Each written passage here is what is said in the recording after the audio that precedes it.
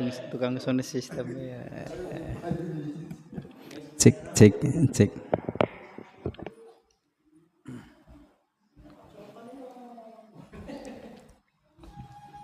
Bismillahirrahmanirrahim. Assalamualaikum warahmatullahi wabarakatuh.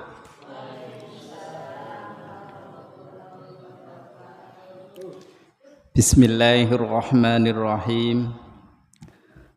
Alhamdulillahi rabbil alamin. Wassalatu wassalamu ala asrafil anbiya'i wal mursalin wa ala alihi wa ashabihi wa barik wa sallima tasliman katsira. Qala Allah ta'ala fi kitabihil karim, a'udzu billahi minasy syaithanir rajim. Bismillahirrahmanirrahim. Ya ayyuhalladzina amanu taqullaha haqqa tuqatih wa la tamutunna illa wa antum muslimun. Shadaqallahul azim. Amma ba'd. Segenap takmir Mushola Baitul Maqdis, pimpinan ranting Muhammadiyah Grinting, Bapak dan Ibu jamaah sholat maghrib di Mushola Baitul Maqdis yang saya hormati, dan mudah-mudahan Bapak dan Ibu dalam keadaan sehat walafiat. Marilah pada kesempatan malam hari ini, Rabu malam Kamis, kalau menurut Masehi masih tanggal 1 Oktober, tapi kalau menurut Hijriyah ini sudah masuk tanggal 10 bulan Rabiul Akhir.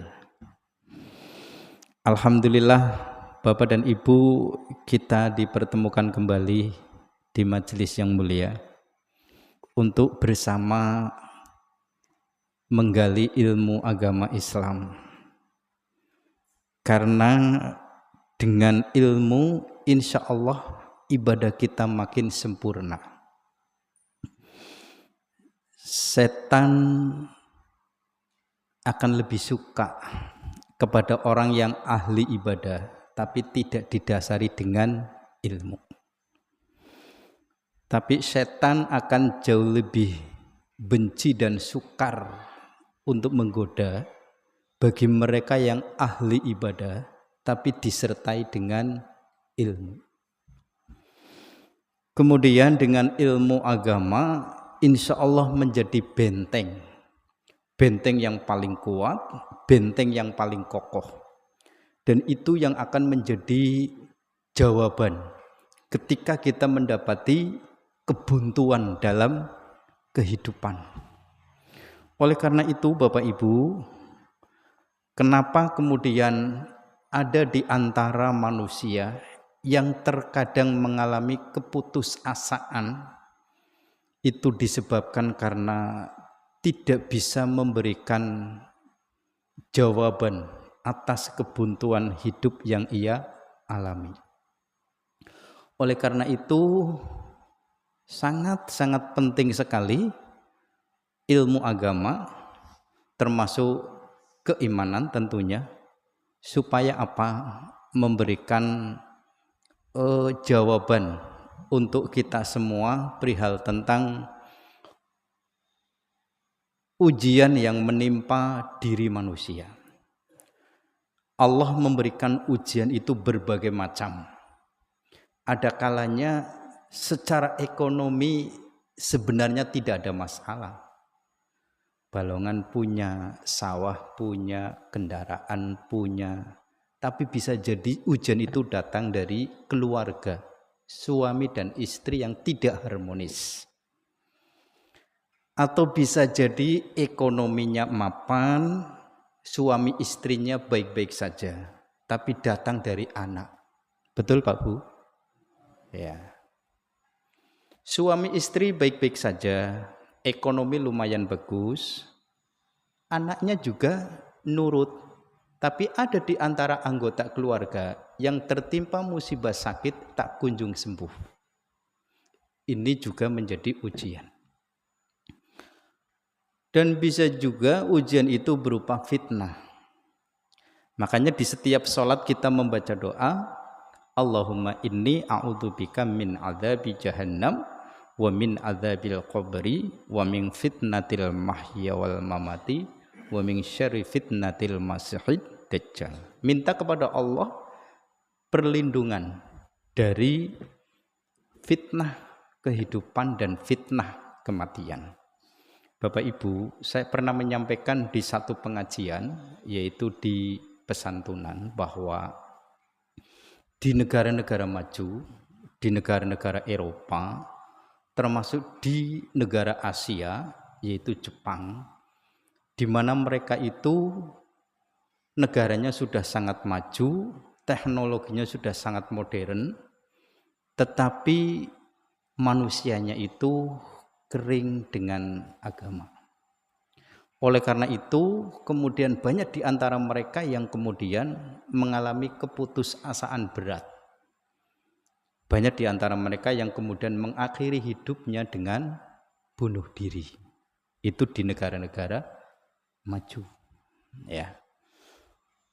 Oleh karena itu, kalau saya pikir-pikir Bapak Ibu, sangat betul sekali kalau keimanan kemudian ilmu agama itu betul-betul sangat penting, karena itu adalah satu-satunya yang bisa membentengi kita dan bisa mempertahankan kita dari hal-hal yang demikian tadi. Karena orang yang beriman dan orang yang punya ilmu itu pasti dia akan mengatakan kita punya Allah, kita punya Allah, dan Allah pasti akan memberikan jalan. Itu kan di surat At-Talaq disebutkan, orang yang beriman, orang yang bertakwa kepada Allah, pastilah Allah akan memberikan jalan. Ya, pastilah Allah akan memberikan pertolongan. Kenapa kita percaya, yakin? Karena ada iman. Nah, ini penting sekali. Bapak dan Ibu jamaah rahimakumullah, hadani Allah wa iyyakum. Maka kita bersyukur kalau sampai hari ini kita masih diberikan oleh Allah hidayah, termasuk masih tetap mengingat Allah. Makanya Rasulullah dalam sebuah hadis yang diriwayatkan oleh Ahmad dan 3 perawi yang lain, termasuk Al-Baihaqi, mengajarkan kepada kita supaya apa? Selalu mengingat Allah. Allahumma a'inni ala dzikrika. Ya Allah, jadikan hamba untuk selalu mengingat-Mu. Orang kalau kemudian tidak bisa membendung sampai kemudian terjadi keputusasaan berat, itu karena sudah putus hubungan dengan Allah. Tapi kalau selalu ingat dengan Allah dan takut dengan larangan Allah, pastilah tidak akan melakukan hal-hal demikian. Ya, di negara-negara maju boro-boro ingat Allah, Pak. Ya. Dia hanya berpikir tentang dunia, dan dunia. Maka kita bersyukurlah Bapak dan Ibu, kita masih diberi kesempatan hidup oleh Allah untuk terus memperbaiki keimanan dan ketakwaan kita. Bapak Ibu, saya sering berpikir bahwa ternyata masih banyak kekurangan pada diri kita. Ibadahnya masih banyak yang belum dipenuhi. Silakan kita koreksi ibadah sholat. Sholat yang 5 waktu sudah genap 5 waktu apa? Belum. Kalau sudah berjamaah apa? Belum. Sholat sunnah mana yang sudah berhasil kita tunaikan? Dari sholat sunnah rawatib, sholat malam, sholat duha, dan sholat yang lain. Yang belum, monggo. Begitupun dengan ibadah-ibadah lainnya. Itu menjadi koreksi. Sehingga kalau kita mengkoreksi yang demikian Bapak Ibu, ke sana insya Allah kita akan jauh lebih baik, bukan kemudian semakin menurun. Karena dikoreksi terus. Saya kadang-kadang Bapak Ibu mengkoreksi, aku mau sholat duhur jamaah apa orang? Mau sholat asar jamaah apa orang? Sholat maghrib jamaah apa tidak? Isanya jamaah apa tidak? Subuhnya jamaah apa tidak? Kalau kemudian dipikir kok jamaah semua, bersyukur, alhamdulillah. Mudah-mudahan besok pun kita bisa terus menjaga jamaah. Itu koreksi. Ya, jadi insya Allah keimanan kita akan senantiasa terjaga. Salawat dan salam mari kita sampaikan kepada junjungan kita Nabiullah Muhammad sallallahu alaihi wasallam. Bapak dan Ibu, kajian kita untuk malam hari ini yaitu dengan tema yang baru perihal tentang menghormati ulama, orang-orang terpandang dan orang-orang yang berjasa. Ini temanya seperti itu. Jadi kita disuruh untuk menghormati. Yang pertama itu para ulama. Yang kedua orang-orang terpandang. Yang ketiga orang-orang yang berjasa. Sekarang Bapak Ibu, sebelum kita mengkaji tentang ayat dan hadis tentang itu, mari kita pahami dulu ulama itu apa. Orang-orang yang dimaksud terpandang itu yang seperti apa? Orang-orang yang berjasa itu seperti apa? Kok kenapa kemudian kita disuruh untuk menghormati mereka? Gitu Pak Bungge. Yang pertama ulama. Dalam sebuah hadis yang diriwayatkan oleh Abu Dawud dan At-Tirmizi disebutkan bahwa al-ulama warasatul anbiya. Bahwa para ulama itu adalah pewaris para nabi. Nabi-nabi dan rasul yang diutus oleh Allah ketika meninggal dunia itu tidak mewariskan kepada para ulama itu dinar, emas, perak, itu tidak. Tapi para nabi mewariskan kepada generasi berikutnya itu adalah ilmu. Mewariskan ilmu.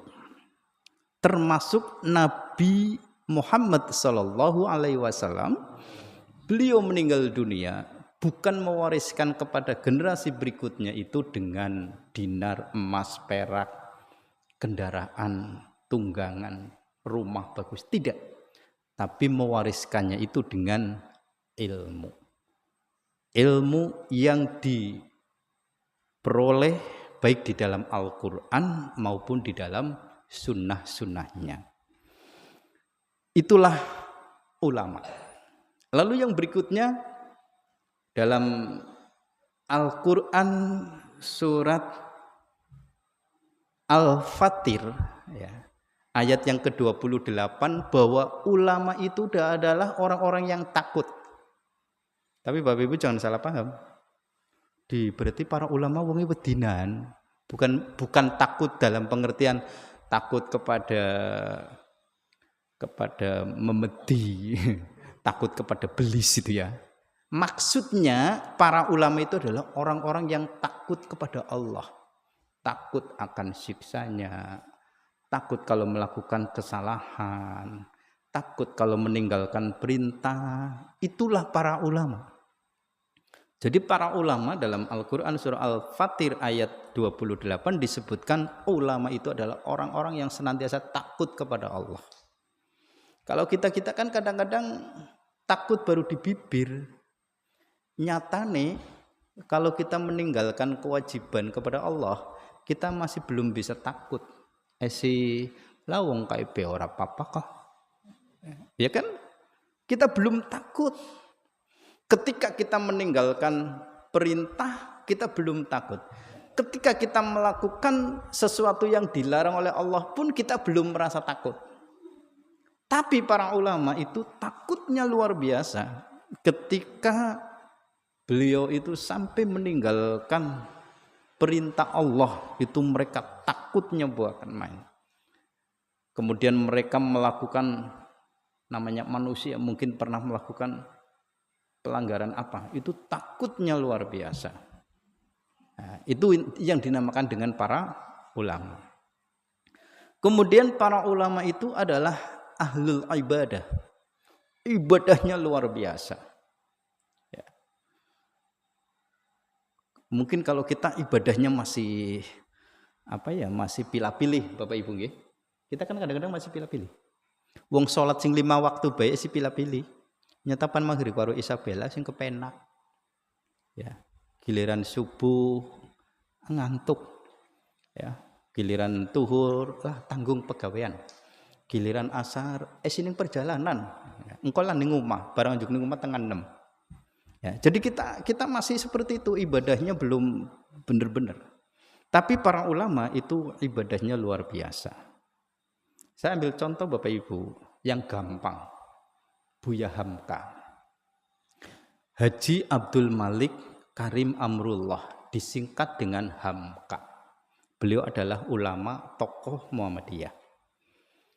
Saking ahli ibadahnya beliau, sampai-sampai ketika di detik-detik akhir beliau mau wafat, mau meninggal dunia, dalam keadaan berbaring atau terbaring di rumah sakit, beliau minta kepada keluarga yang senantiasa menemani di saat beliau terbaring di rumah sakit.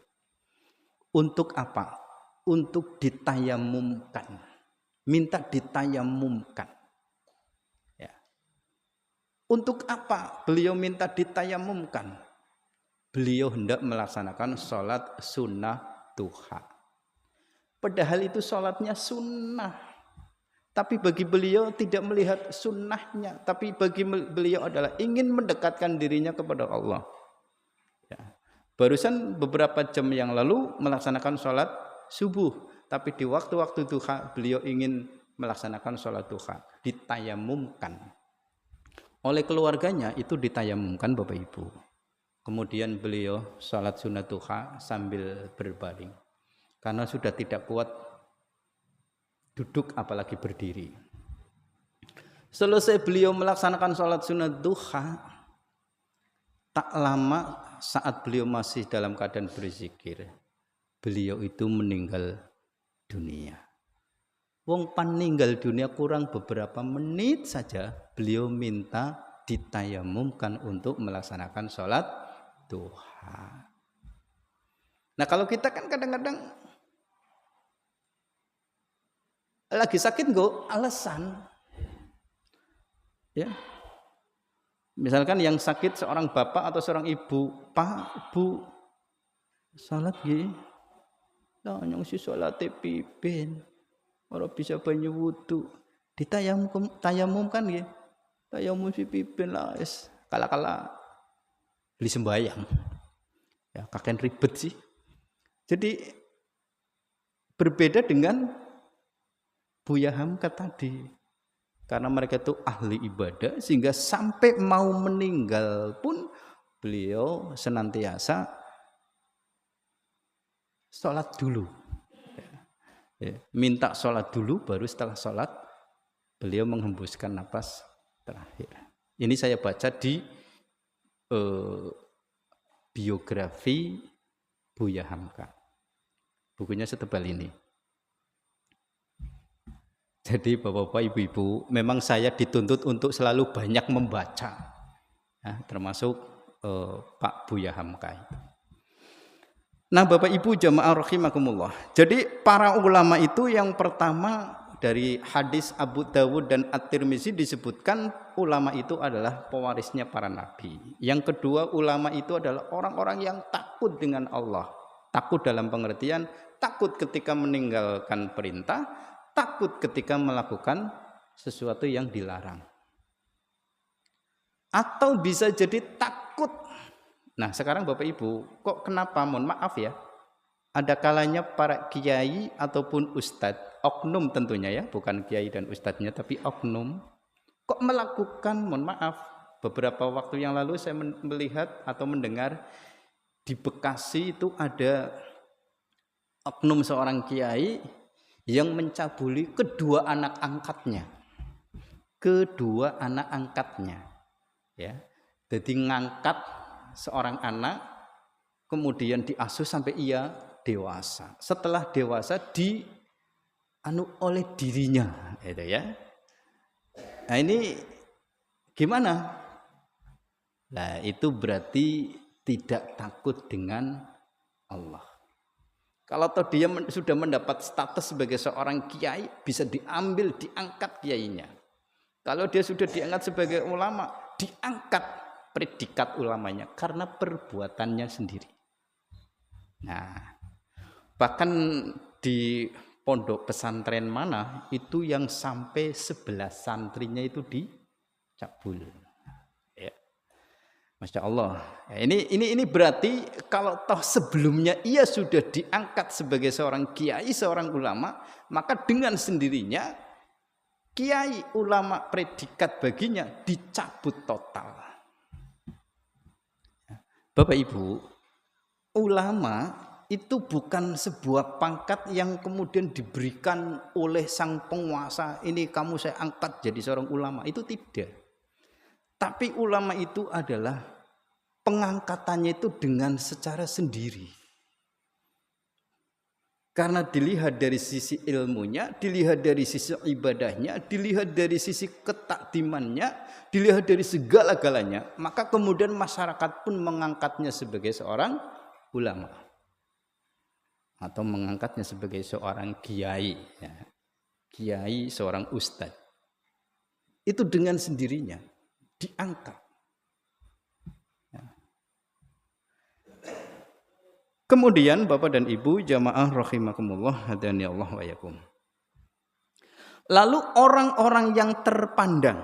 Nah, orang-orang yang terpandang itu disuruh dihormati. Nah, orang yang terpandang menurut Islam itu yang seperti apa?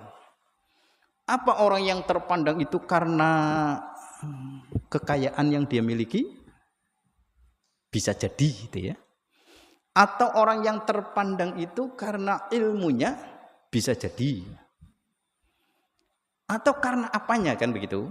Nah, orang yang terpandang di sini adalah orang yang apabila dia memiliki kekayaan, kekayaannya digunakan pula untuk kepentingan agama. Ya. Ya zakatnya, ya infaknya, ya sedekahnya, wakafnya. Ini yang dinamakan dengan orang yang terpandang. Begitupun juga dengan ilmunya. Dengan ilmunya dia memberikan kepada orang lain. Ilmunya bukan hanya untuk dirinya sendiri, tapi disampaikan, ya. Disampaikan, didakwahkan, ditablighkan, gitu ya.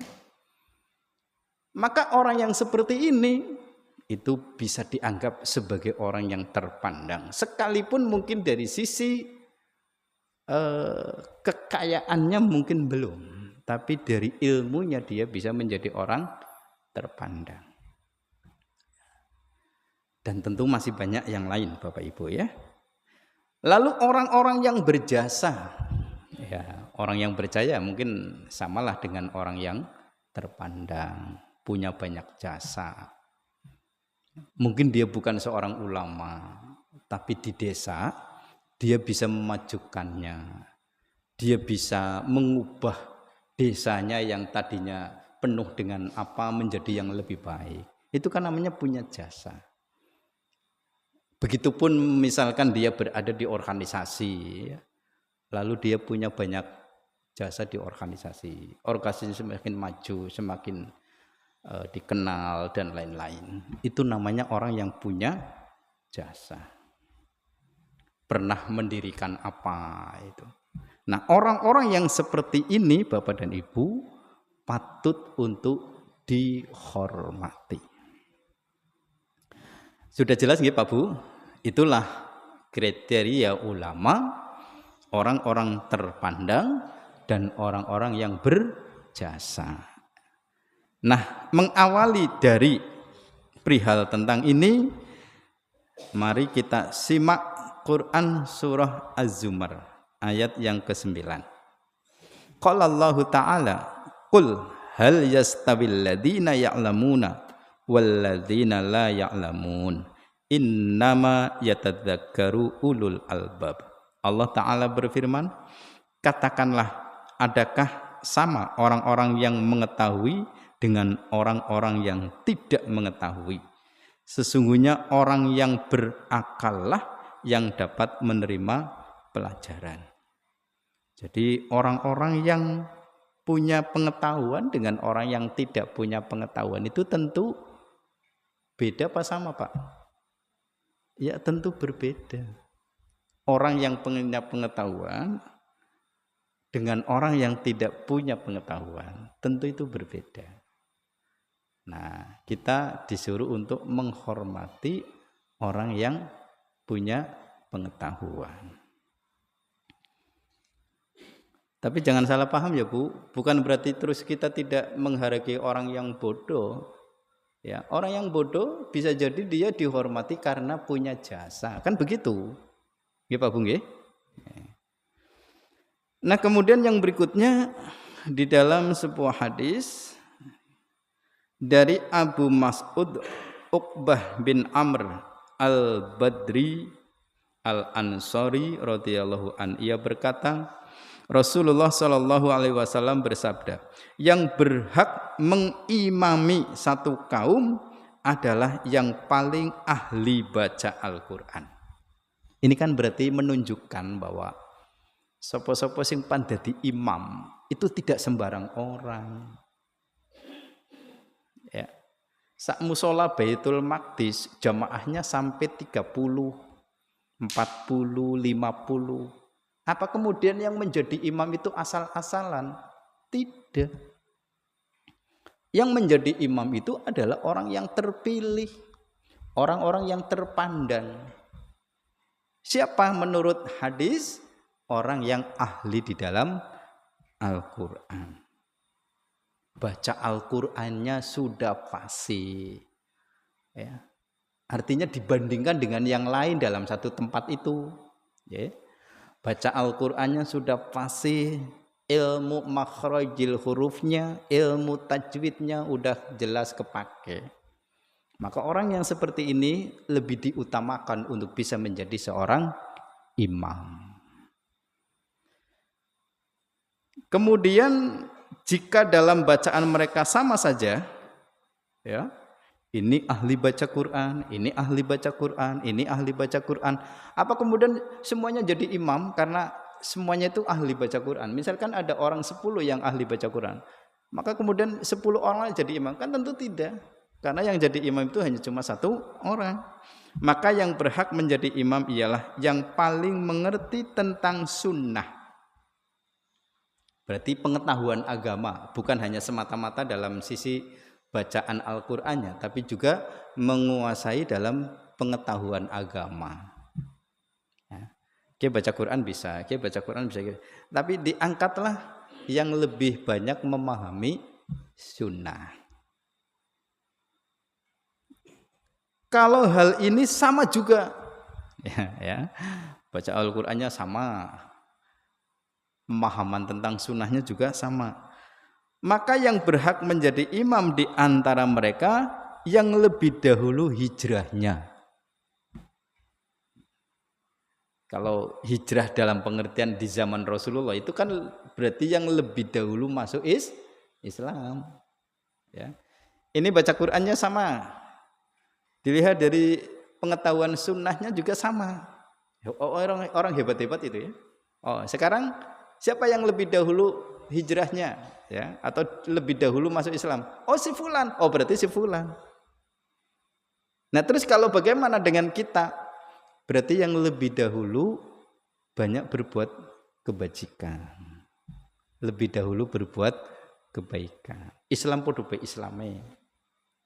Tapi kadang-kadang sing maunen perbuatannya seperti apa, kemudian yang lebih dahulu dia melakukan kebaikan. Nah, itu yang berhak menjadi imam.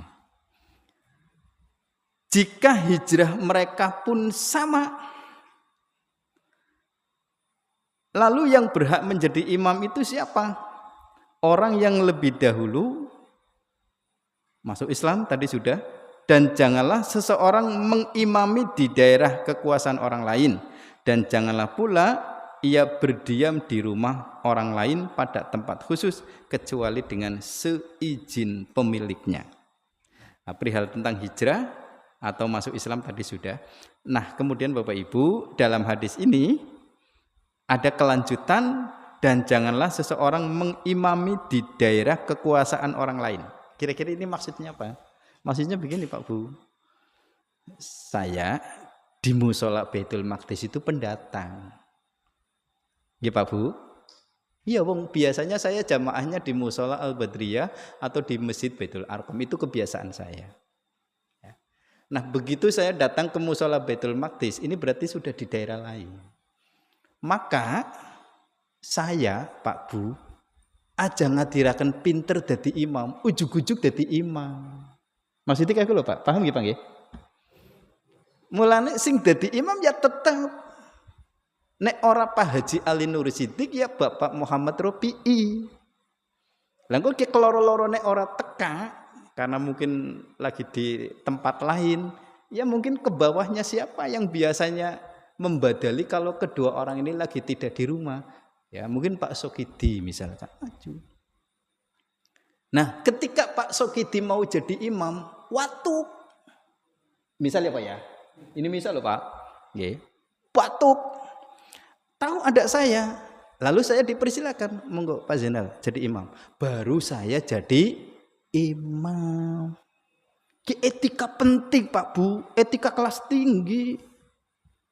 Wong sekelas Ustadz Adi Hidayat saja, sekelas Ustadz Abdus Somad yang ilmunya seperti Al-Quran berjalan, yang ceramahnya sudah tingkat nasional dan internasional, itu saja kalau ada di masjid manapun tidak berani untuk jadi imam. Tetap imamnya adalah imam harian yang sudah ditunjuk. Baranukin misale ana wong andon sholat, imam tetap sudah ada, dipersilahkan pun tidak, ujuk-ujuk maju jadi imam. Walaupun dia memang orang yang terbiasa jadi imam, tapi dari sisi etika dia tidak paham. Bisa dipahami nih Pak? Ya. Makanya ketika saya berada di tempat manapun, saya tidak berani kecuali setelah dipersilahkan oleh takmir setempat ataupun oleh imam yang sudah ditunjuk tiap hari. Ya, seperti ketika kemarin hari Ahad, ngampurane ini hanya cerita ya Pak. Saya dapat jadwal ngisi kuliah subuh di Masjid Al-Muhajirin Banjaratma hari Ahad kemarin. Saya berangkat dari rumah jam 3:30 Pak Bu. Begitu nyampe sana, 10 menit kemudian adzan subuh. Setelah adzan subuh kita sholat sunnah.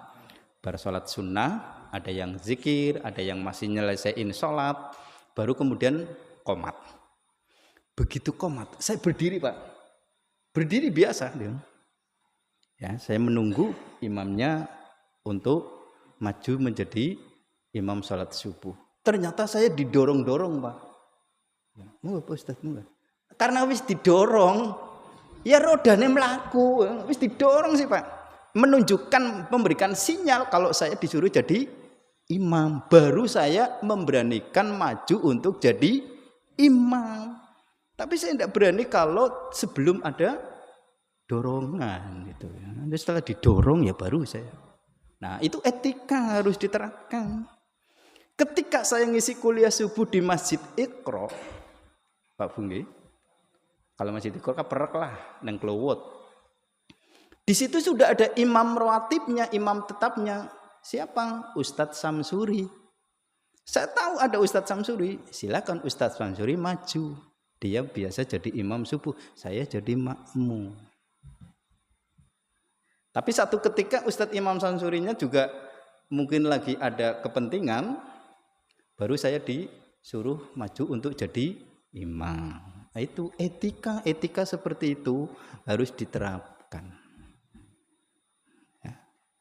Jadi orang ngatiraken wong pinter, orang ngatiraken wis biasa jadi imam, ning di tempat ujuk-ujuk. Atau Bapak Ibu, atau ini ya, bukan masalah daerah yang berbeda, tapi masih di dalam satu daerah atau di masih dalam satu tempat, di satu masjid misalkan ya. Sebab ini pernah kejadian Pak Bu. Tidak usah sebutkan nama masjidnya, apalagi saya sebutkan nama orangnya. Kala itu saya masih ada jadwal khutbah di satu masjid. ya. Saya yang khutbah, imamnya fulan, ya. Nah, si fulan ini Bapak Ibu, orangnya sudah ada dan itu paketan. Kalau khotibnya saya, mesti imamnya fulan, ya. Tapi ketika saya turun dari mimbar, kemudian qomat, ya, itu si fulan udah nindak karena memang jadwalnya.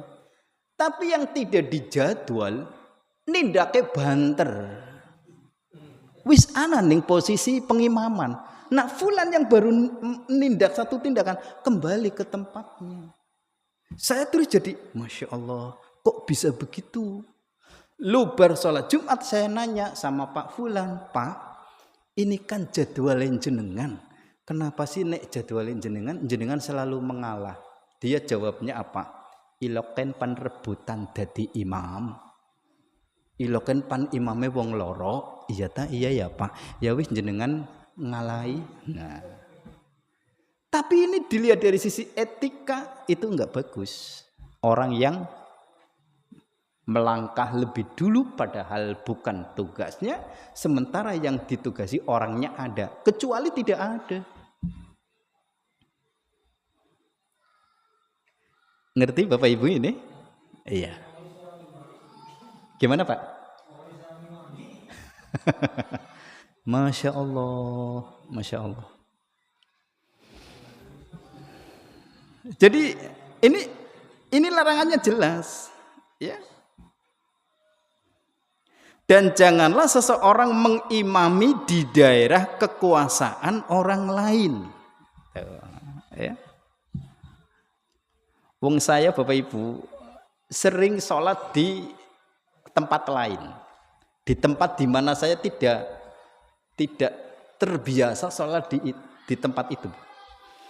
Tapi satu ketika saya juga sering sholat di tempat itu. Kadang-kadang kalau saya malas ke masjid yang jauh, saya memilih ke tempat yang lebih dekat, ya, masih di kawasan rumah saya lah.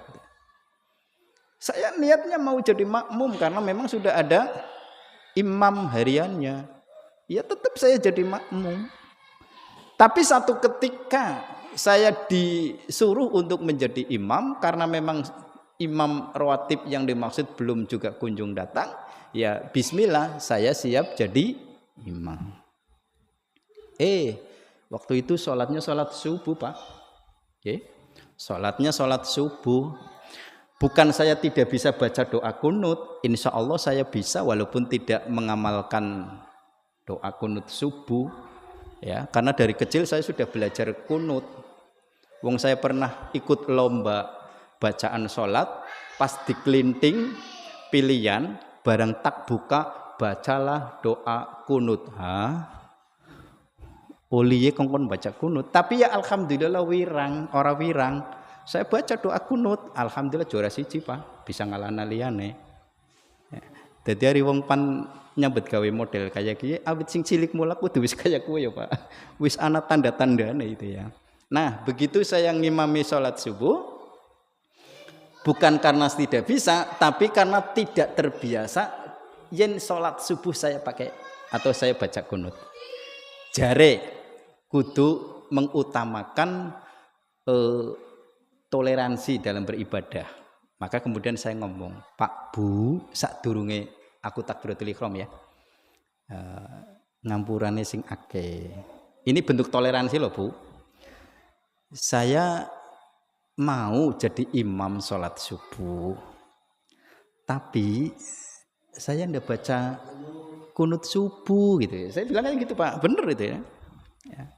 Apa jawabnya para makmum? Ora apa-apa, sing penting sembahyang subuh. Oh ya wis, aman, nggak ada masalah kan. Sampai 2 hari berturut-turut. Cuma kemudian masuk hari ketiga, rodo geger. Ki musola ki usole rong dina ora maca kunut gitu ya. Rodo geger gitu ya. Tapi ana hikmah, alhamdulillah bar kejadian kuwe Aku ngimami sholat subuh 2 hari berturut-turut. Saiki dadi anggere sholat subuh imame wis standby. Kan ana hikmah ya. Alhamdulillah itu. Titit sholat isya Pak, Bu. Isya nggih. Persaku nembe sedelat ya Pak. Persaku itu ya. Nggih Bapak Ibu, karena sudah diingatkan nek jam elektrik seperti itu. Kalau udah waktunya ya titit begitu. Nah, apa yang saya sampaikan Bapak Ibu, mudah-mudahan manfaat. Insya Allah nanti kita akan lanjutkan pada malam Kamis yang akan datang perihal tentang menghormati para ulama, orang-orang terpandang dan orang-orang yang berjasa. Ya, insya Allah nanti kita lanjutkan pada malam Kamis yang akan datang. Demikian, lebih dan kurangnya mohon dimaafkan. Mari kita akhiri dengan membaca doa. Subhanakallahumma rabbana wa bihamdika asyhadu an la ilaha illa anta astaghfiruka wa atubu ilaik. Nasrun minallah wa fatkum qarib. Wassalamualaikum warahmatullahi wabarakatuh.